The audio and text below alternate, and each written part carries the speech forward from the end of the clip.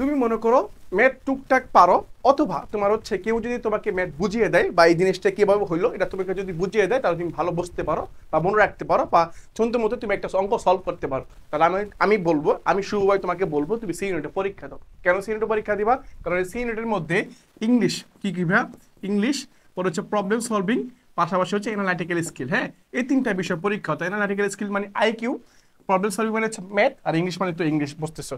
এখন মনে করো এই সি ইউনিটে সকল বিভাগের শিক্ষার্থীরা পরীক্ষা দিতে পারবে, সকল বিভাগের শিক্ষার্থী পরীক্ষা দিতে পারবে। এখন তুমি এই ইউনিটে পরীক্ষা দিলে ইংলিশ পড়তেছো, যেটা আবার সি ইউনিটে কাজে লাগতেছে। তুমি বি ইউনিটে পরীক্ষা দিতেছো, তোমার সি ইউনিটে পরীক্ষা এখানে কাজে লাগতেছে। আবার মনে করো তুমি ডি ইউনিটে পরীক্ষা দিবা, ইংলিশ লাগবে, সেই ইংলিশটা আবার কি লাগবে, সি ইউনিটে কাজে লাগবে।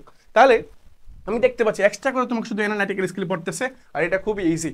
কিরকম ইজি বা একটু প্রমাণ দেন তো, এটা উদাহরণ দেন দেখি কিরকম সহজ প্রশ্ন হয়। হ্যাঁ, আমি একটা উদাহরণ দিই। যেমন গত বছর আসছে একটা প্রশ্ন যে একজন আর্টিস্ট যদি পেন্টিং করে তাহলে একজন টিচার কি করবে। আরে ভাই এত সহজ, একজন আর্টিস্ট যদি পেন্টিং করে তাহলে একজন টিচার কি করবে। আর্টিস্ট, যিনি আর্টিস্ট তার কাজ কি পেন্টিং করা, আর যিনি টিচার তার কাজ কি টিচিং দেওয়া। সহজ হিসাব, জাস্ট এই ক্যালকুলেশন করতে পারলেই আইকিউ অ্যানালিটিক্যাল স্কিলের 30 নাম্বার থেকে ইজিলি পেয়ে ফেলতে পারবা, জাস্ট প্র্যাকটিস করতে হবে। তাহলে তুমি সি ইউনিটের পরীক্ষা দিও, আমি তুমি ধরে নিচ্ছি। এখন আসি সি ইউনিটের পাশাপাশি বি প্লাস ডি ইউনিট দেওয়া কি উচিত হবে কিনা। কেন উচিত হবে না? দেখো, তুমি যদি পারো, তোমার যদি সক্ষমতা থাকে তাহলে তুমি আমি বলবো তুমি দাও। কেন দিবা? কারণ তুমি সি ইউনিটের জন্য ইংলিশ পড়তেছো, যে ইংলিশটা আবার বিডির জন্য কাজে লাগবে। আবার তুমি যদি বিডির জন্য ইংলিশ পড়ো, সেই ইংলিশটা আবার কি লাগবে, সিলের কাজে লাগবে, কিছুটা হলেও কাজে লাগবে। এখন এক্সট্রা করে তোমার কি পড়তে হচ্ছে, বাংলা পড়তে হচ্ছে, পাশাপাশি জিকে পড়তে হচ্ছে।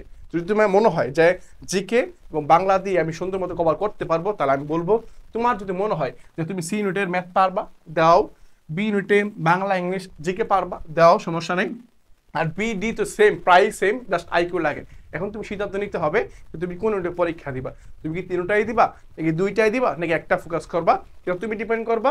আর যদি তোমার সক্ষমতা থাকে যে ভাই আমি পারবো, আমার মনে হচ্ছে এই সি ইউনিটটা আমার ট্র্যাক করা সম্ভব, ভালো একটা পজিশন আর সম্ভব, কারণ ম্যাথ ভালো পারি বা আমি ইংলিশ ভালো পারি, ভালো বুঝি, তাহলে আমি বলবো সুযোগ মিস করা লাগবে না, কারণ সুযোগ তোমাকে বারবার দিবে না ভাইয়া।